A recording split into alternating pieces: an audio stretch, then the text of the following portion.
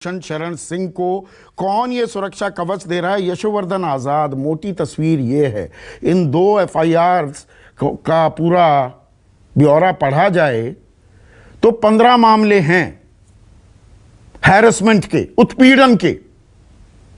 उसमें 10 मामले sexual harassment के हैं, मॉलेस्टेशन के हैं, और 2 मामले सेक्सुअल फेवर्स के हैं।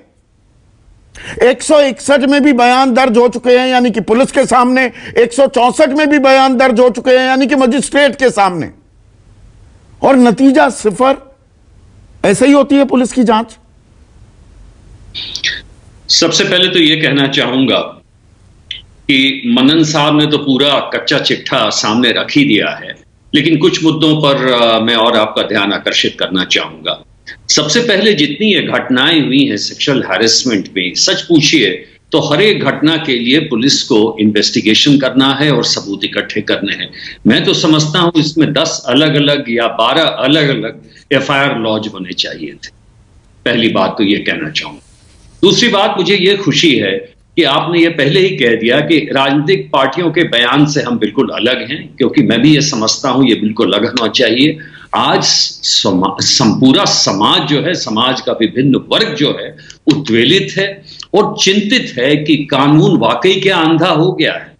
तीसरी बात मैं ये कहना चाहूंगा, मुझे भी दुख है कि सुप्रीम कोर्ट ने इस इन्वेस्टिगेशन का, क्योंकि ये बहुत ही संवेदनशील इन्वेस्टिगेशन, इसका मॉनिटरिंग नहीं किया। अभी भी समय है कि हाई कोर्ट को जो जुरिस्डिक्शन है, ऐसी स्थिति को देखते हुए मैं समझता हूं उन्हें कॉग्निजांस लेके सुओ मोटो इस इन्वेस्टिगेशन को डायरेक्ट करना चाहिए, क्योंकि ये स्पष्ट है कि 36 दिन के बाद, जबकि सबसे पहले FIR रजिस्ट्रेशन में खुद दिल्ली पुलिस ने यह कहा था सुप्रीम कोर्ट को सॉलिसिटर जनरल के जरिए कि भाई इतने दिन के बाद अगर रजिस्ट्रेशन हुआ है तो प्रिलिमिनरी इंक्वायरी की जरूरत है। प्रिलिमिनरी इंक्वायरी जब हो चुकी है तो प्राइमा फेसी आपने देखा कि यह सही है, और उसके बाद आपने एक पॉक्सो एक्ट में इसको किया और दूसरे सेक्सुअल हैरेसमेंट और स्टॉकिंग केस में किया। तो अब मैं समझता हूं अब जो ये इन्वेस्टिगेशन एक स्थिर सा हो गया है, इसके बारे में कोई भी जवाब नहीं है दिल्ली पुलिस के पास। चौथी बात, ऐसे जो भी संवेदनशील मुद्दे होते हैं संदीप जी, इसमें यह पुलिस का फर्ज है कि हर 7 दिन में, हर 3 दिन में आकर पब्लिक के सामने आकर बताना कि स्टेज ऑफ इन्वेस्टिगेशन क्या है। 5वीं बात, यह सही है कि प्रेस के कुछ अंगों में यह प्रचलित किया जा रहा है कि यह बच्ची जो है माइनर नहीं है, मेजर है। तो इसके बारे में दिल्ली पुलिस को सामने आके बयान देना चाहिए बिल्कुल, कि कैसे वो रेसलिंग चैंपियनशिप में उस पर्टिकुलर कैटेगरी में ये कर रही थी, अप्लाई कर रही। बात ये है संदीप जी कि जहां तक IPS अफसरों का सवाल है, IAS अफसरों का सवाल है, पुलिस कमिश्नर्स का सवाल है, ऐसे ही तो केस हैं जिसमें उनका रोल सामने आता है। अगर राम ने श्याम को मारा, वो तो कोई थानेदार इन्वेस्टिगेशन कर सकता है, इसमें क्या दिक्कत है। लेकिन जब केसेस ऐसे संवेदनशील होते हैं, सेक्सुअल हैरेसमेंट के होते हैं, रेप के होते हैं, राइट्स के होते हैं, इसी समय IPS अफसर के कॉन्शियंस की जांच होती है। दुख की बात यह है कि अभी तक लगता है ऐसी शांति है दिल्ली पुलिस पे, इसके बारे में मैंने एक आर्टिकल भी लिखा है, और मुझे बड़ा दुख है कि ठीक कहा मनन साहब ने, मैं समझता हूं हम तीनों में से इस तरह की, मतलब मैं शांति और कंप्लीट जैसे कब्र ऐसी शांति मैंने आज तक नहीं देखी। नहीं, शांति नहीं है। मैं थोड़ा सा यहां पर आपसे डिफर करूंगा।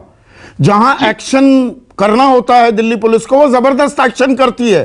अगर फट्टे काठ की खाट वहां दलदल हो गई थी, जंतर मंतर पर लगातार 2-3 दिन बारिश हुई, वो लकड़ी के फट्टे लेकर आ रहे हैं तो सर फोड़ दिए जाते हैं। वहां से उनके तंबू उखाड़ फेंके गए। नहीं जी, इजाजत नहीं देंगे, ना हम इंडिया गेट पर देंगे, और कहीं जाकर कीजिए। ऐसा नहीं है कि अजीब सी शांति है।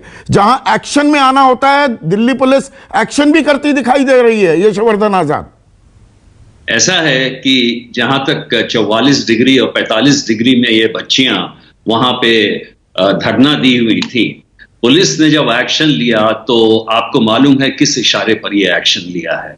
और ये बहुत ही दुखद बात है। जंतर मंतर में जो भी घटना हुई, मई 28 की जो घटना हुई, मैं ये मानता हूं कि उन लड़कियों को नए पार्लियामेंट के उद्घाटन में नहीं बैरिकेड क्रॉस करना चाहिए, वो एक दूसरी बात है। लेकिन उनको जंतर मंतर से हटा देना ये एक बहुत ही असाधारणीय कार्य था, जिसे दिल्ली पुलिस द्वारा नहीं करना चाहिए था, बल्कि उनको बाइज्जत वहां पे जाके पदस्थ करना चाहिए था, क्योंकि ये संवैधानिक अधिकार है किसी का भी, जिसके लिए जंतर मंतर जगह दी गई है सरकार द्वारा, और इसलिए वो एक्शन बिल्कुल ही गलत।